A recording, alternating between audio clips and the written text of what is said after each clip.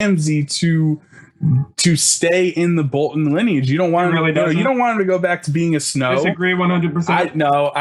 I am totally down with him going back to the Snow. I don't feel so you don't feel any sympathy for him that his father, the person he spent his whole life trying to get some sense of accomplishment, some sort of appreciation from his father, is willing to just kick him out like that? Absolutely fucking not. Because as Chris Millay said, he literally said, don't fucking play games with her, and then he plays games with her. He's a terrible human being. Now he fucked up. And then on top of that, he decided to fuck around with way. Hold on, the most evil character. We're talking at once. Sorry. But so he's the most evil character on the show.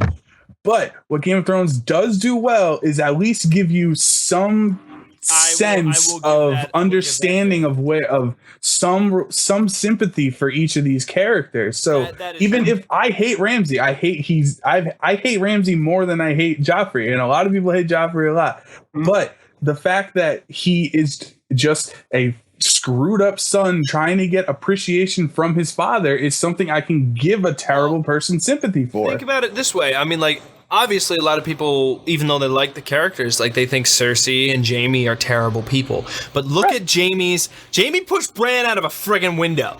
He did. Right? And then look at it this way. At this point, because of the turnaround with him and Brienne's story and everything he did, everyone is in love with him because they figured out what's going on in here. Now, don't get me wrong. I don't think Ramsay is going to have that much of a redeeming moment because he is far and beyond worse. But at the same time, he's going to die before the end of the season. Oh, yeah, I totally agree. But I don't think he's going to make it. No, I don't think he's going to make it either. I think he's going to pull a worse Joffrey because Joffrey died of poison. I think Ramsay's going to be straight up stabbed. Or he's going to be the fourth stabbing from behind in this season. Also, can we just point out, just speaking of stabbing and all that stuff, how satisfying last season was it to see Brienne get to kill Stannis Baratheon? Just because we didn't see it. But we didn't. We didn't. No, yeah, you think he's alive? It's implied. I don't think he's alive at all. I don't think he's alive, but it's Game of Thrones. If we didn't see his neck slit open, that's fair. That is fair. Right? No, you're right. You're fair. He is. What's the name right now? What am I going for? He is Chester Stannis right now. Yeah. All right, let's move on. We're in the north. But Joe Brown, what was your favorite moment of That's what I was going to say. We're already in the north. We're going to stay here, and we're going to go to the wall. Okay. I think the stuff at the wall, as the season started, Jon Snow is still dead in the snow. Everyone decides, all right, we killed him. I guess we'll leave for 5 minutes, take a coffee break before we pick up his body and burn it. So Sir Davos comes out. Odd. That was dumb, right? Yeah. All right, murderer. Well, I mean, all right, Ollie, go to bed. We'll be back in 10 minutes. Like, I think it was. Where did everyone go? I think it's a lack of respect that it showed because everyone that stabbed him was people that didn't want him to be the Lord Commander. I think they just stabbed him and left him. Exactly. Personally, they just stabbed him and left him in the snow because A, they didn't care. They didn't respect him in the slightest, and then B, they just wanted people to know that they didn't care. Can I point out something I didn't necessarily like, although I will. Okay, I'm going to be fair to what I'm about to say. Mm-hmm. It hasn't been fully explored yet, and there's more to come, so I'm just going off of my initial impression, and it can change. When Sir Alistair gave the whole speech about them killing Jon Snow in the thing, I had a problem with it because of how quickly everyone accepted it. Thank you. Agreed. Thank you. Agreed. That you're a murderer, me a lot. but I murdered him because I didn't agree with him. Got it.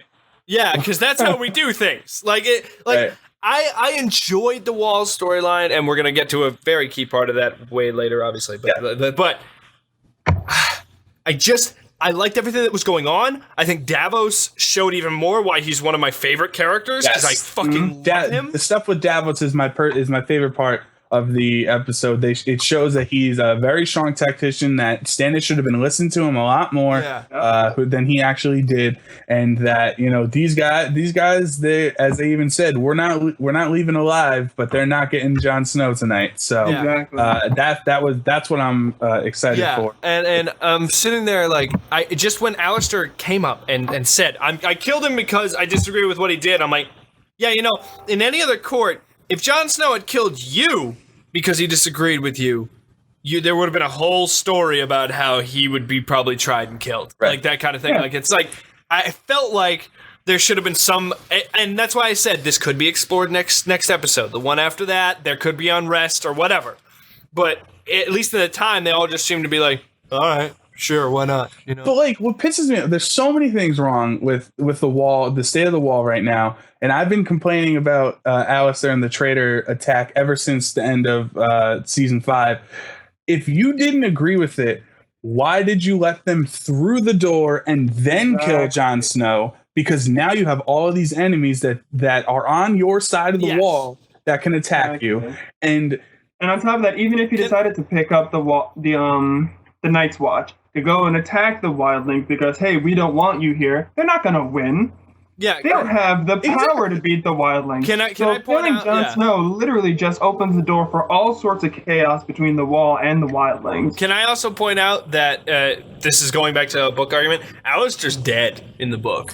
Oh, really? I think he's just dead. So who kills Jon Snow? It's for the same reasons, but similar. But it's actually Jon Snow goes about, and this is where my Jon Snow theory originally came from, is that Jon Snow goes about actually trying to raise the wildlings to march on Winterfell. That's actually what happens in the book. And so, so he has a legitimate breach of the code, is to side and to, because the Watch is refused, is forbidden to interfere with the politics of Westeros. And they kill him that way because he legitimately is trying to raise an army from the wildlings to march on Winterfell, which is like, all right, no, that makes sense. That legitimately makes sense.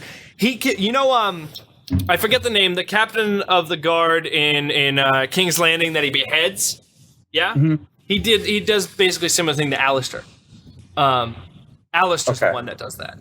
So the other two things that I hate about Alistair's, just the whole logic behind it. Could be wrong. So, or even just the wall in general. So the other thing, it's true. I killed Jon Snow. Murderer. We can't have you as a leader. You're in a castle full of murderers and rapists. So calling someone a murderer, like, that doesn't mean anything. You're all murderers. Call them the pot kettle black or whatever. That's true. Whatever that phrase goes. And then the other thing is, there were members of the Night's Watch that were with Jon Snow. And so Alistair, the defense I've been seeing is that, well, Alistair didn't see the White Walkers. He didn't see the damage that they're going to do, that when they die, they just come back and get strong in numbers. But there were members of the Night's Watch that did see it. Yeah. So how are they not saying, what the hell are you talking about? This problem is real, and we just saved 10,000 people that are now our allies, and not a dead army that we can't kill. Yeah. It makes no sense, the logic behind killing Jon Snow. No, and I totally agree with you. It's that the logic in that situation doesn't, and I guess it goes back to what I said in the beginning. It is what, and right or wrong, it is a story about what people doing what they think is the right thing. It's not, nobody has ever done something just for evil intentions, Ramsay and Joffrey excluded because nuts brain. But nobody, everyone else, you can actually look at it from their point of view and like, oh no, I get that. No, I totally get that. Right, Alistair Thorne in his head does think he is doing the right thing for the Watch. Sure, but how does everybody agree with that? How does nobody agree with Jon Snow except for the 5 brothers and Davos in that room? And that's why I say I'm gonna give it like a good episode or two to pass judgment, just because I want to see if there's any more rifts that open because of that. And I want Ollie to go die in a fire. But no, I think they need to solve. I think they can't waver on this. They need to solve it. If he's not alive or dead, determined by episode 3, by the end of episode 3, I'm going to be royally pissed, because you can't drag this on just because HBO wants to fill out more seasons. No, they're not. But you have to tell us if he is alive or if he's dead. Absolutely. You can't sit here 7 episodes with his body decomposing. I'm not okay with Jon Snow being a prop for 7 seasons. No, I don't think he will be. I think that'll be solved because of what we're about 35 minutes in, so I guess we should move on. We talked about the actual. Let's talk about the actual topic. Let's talk about the ending, if you're okay with that. Are you okay with that, Joe? Yeah, I'm down with that. Because this could go on for a little bit. So can I get on the same page with everybody? Because I just wanted to we all think that Jon Snow is going to come back to life, yes? Yeah. Oh yeah, absolutely. totally, 100%. Okay. Just because I don't want to have to go through that, and I'm pretty sure that the Red Woman's going to do it, because it was it was established with when the Hound fought that Red Priest guy that the Lord of Light can bring people back from the fucking dead. Like, that is literally. I think you were the one. I think Chris Millay, you were the one that brought that theory to me. Like, I think last year. Yeah. So interestingly, it's all happening currently. The pieces are all coming together to make this happen. Yeah, and if you haven't, if you haven't seen the episode, why are you watching this? But right? if the lady, first of all, my favorite moment was actually texting Joe Brown after the show, and I'm imagining Joe Brown eating cereal or just eating something, and then just his eyes go wide as that last scene, and he just drops it out with sheer horror on his face, like. It's honestly what happened. It is actually, I was eating and I was like, and I just like, I felt sick. Like, I'm trying to find it.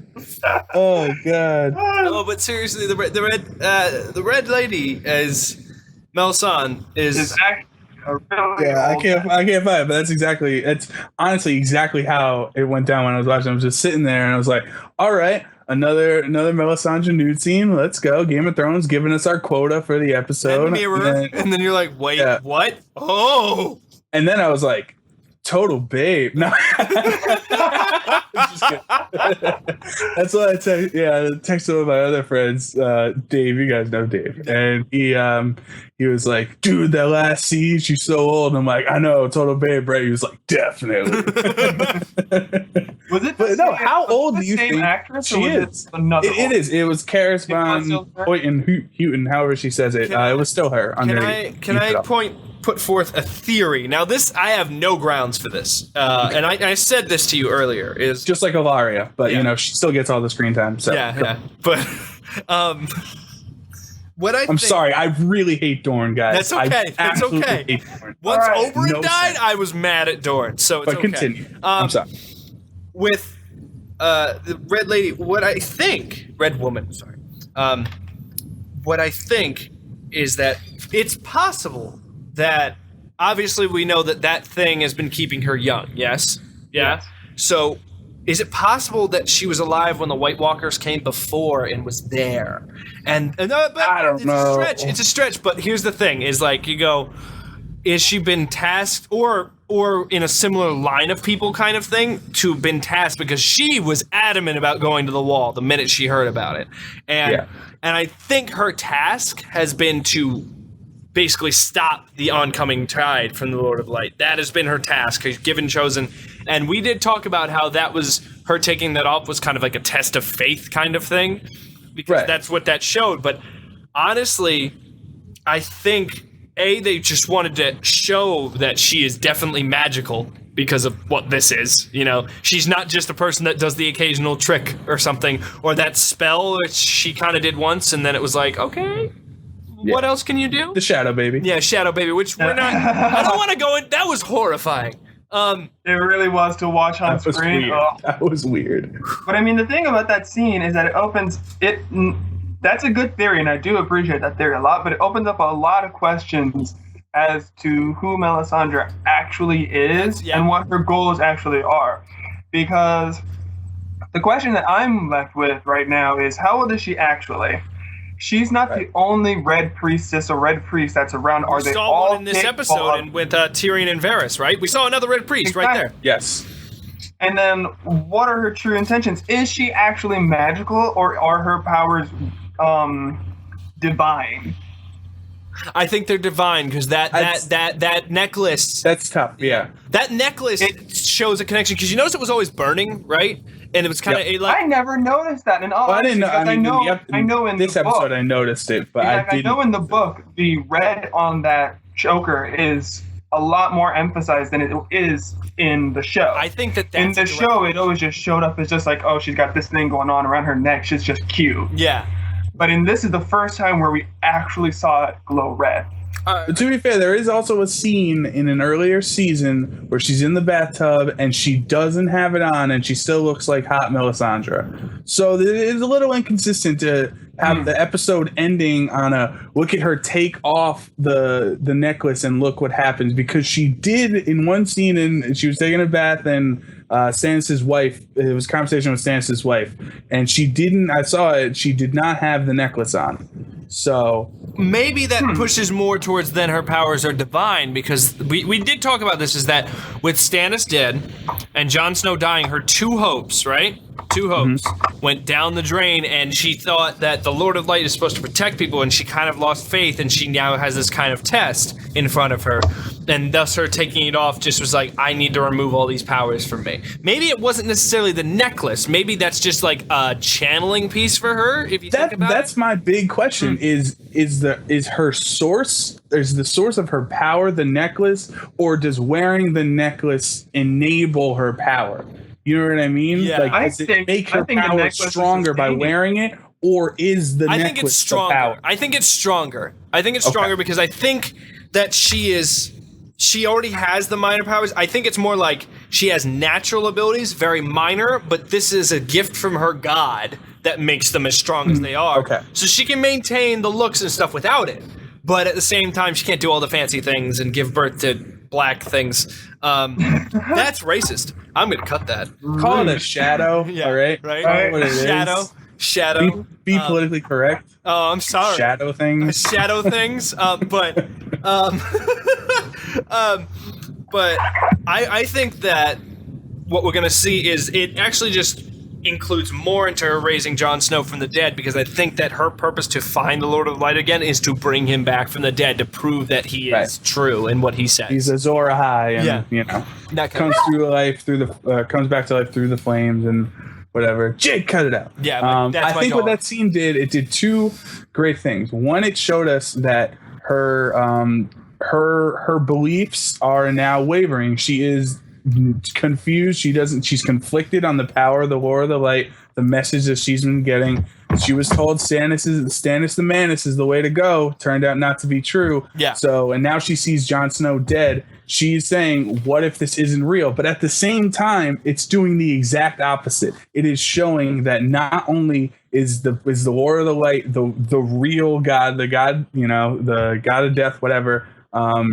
He's the real deal. And she also has the power to do it. So she thinks she can't do it, but that scene is actually showing the opposite, that she's so powerful that she still looks like a hot 40-year-old woman, even though she's 400 years old. Can I point out, she has so much power that she's the only person who can bring back Jon Snow. Possible theory, maybe she gives up the rest of her life force to bring him back alive. I was just about to pose that question. Do you guys think that she will sacrifice her life in order to bring back Jon's? Yeah. Or I really don't want her to. I don't want to, but I don't think want that she to will. Be the case, because ever since season 2 when she showed up, Melisandre has been.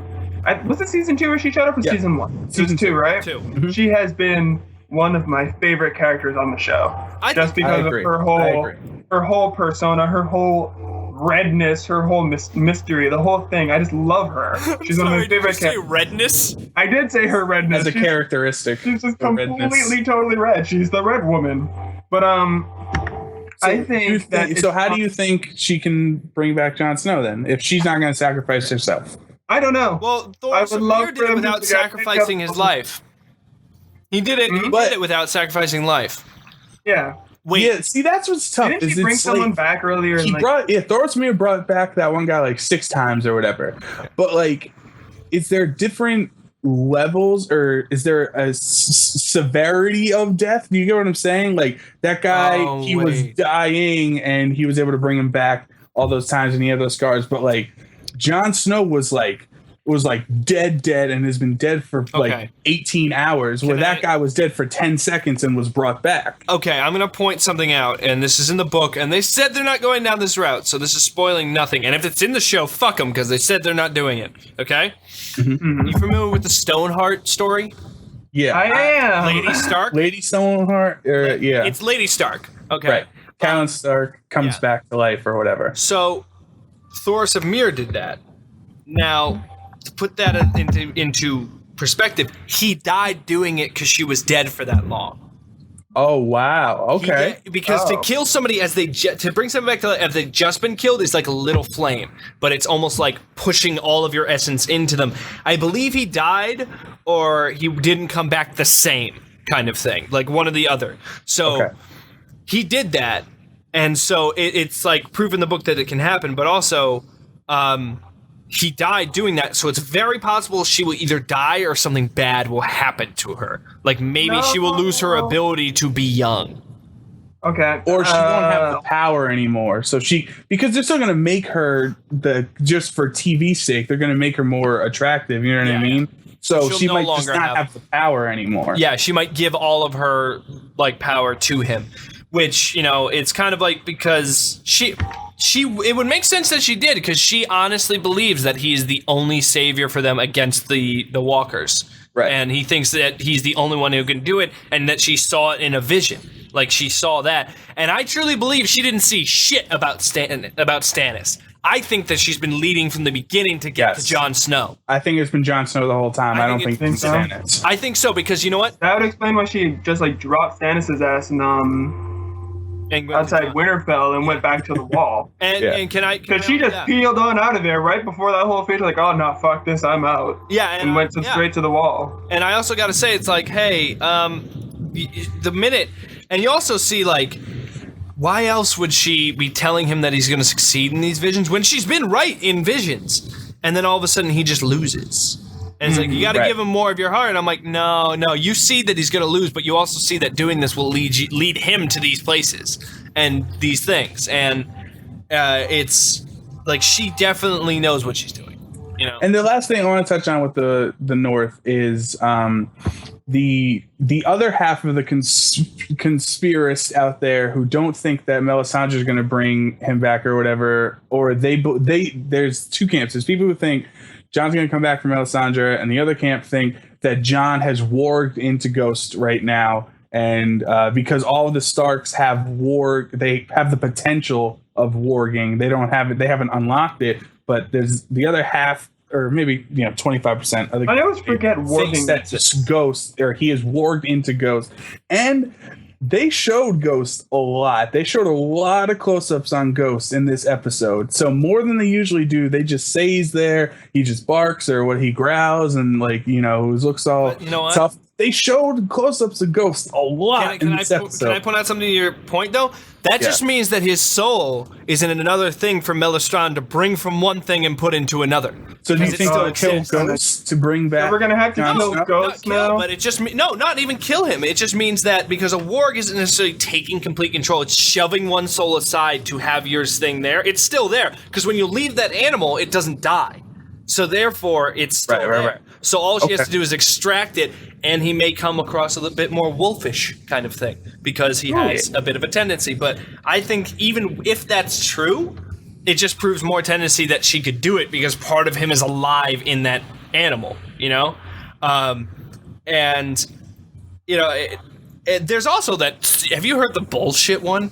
That people think he's going to become the prince of the White Walkers, or whatever the bullshit it is. Oh yeah. They think he's going to join the White Walker army and meet up with Bran or whatever. Yeah, that thing. And I'm like, no, that's not how this works. That's not how any of it. Which I'm also. This will be the last thing we talk about. So we've been going on for a while. But looking up into the next episode, we did not see Bran in the season premiere.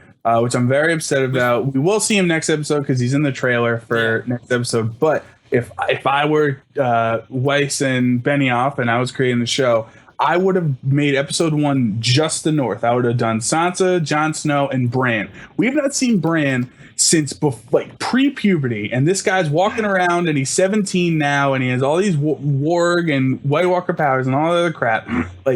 We should have seen Bran in the beginning, because we got to see him at least at the beginning of episode 2 or something. It's been so long. I think they wanted to do that on purpose because he aged. They wanted to give that amount of time, Yeah, but I don't it's been really so long care to see what's going on. I think Bran is going to be, because the White Walkers are becoming more integral to the storyline. I think Bran is going to be one of the most important characters for the final how many ever seasons we're going to get. I think he's going to be one of the most important characters in the story. I don't doubt that. I don't doubt that at all. He's definitely going to be one of the most important characters for the White Walker storyline. He's just going to because he's a Stark. That's just a given. But I don't care about Bran. And I don't think I'm the only person who feels that way about him. And yeah, I think because we haven't seen him in a season and a half. No, I didn't care about him when he was on screen. And I don't think I'm the only person who feels that way. Exactly. And I think that's one of the reasons why he was left off the first episode, because who the hell cares?